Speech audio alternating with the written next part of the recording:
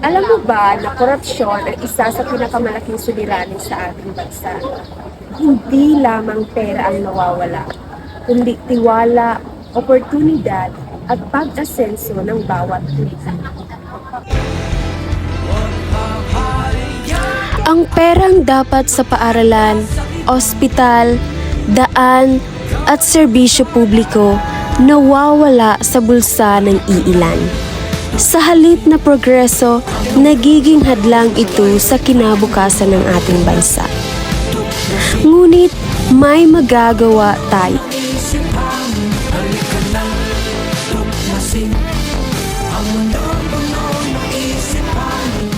Sa pamamagitan nito, sama-sama nating wakasan ang kanilang kurap na politiko. Sama-sama nating wakasan sa pamamagitan ng pagboto ng tama at pagpili ng tamang kandidato sa pagdating ng halalan taong 2026. Muli, ang korupsyon ay hindi dapat tolerahin. Hindi dapat ipagwalang bahala. At higit sa lahat, hindi dapat kinaugalian. Ito ay isang paalala mula sa inyong lingkod, Binibining Umbaoy.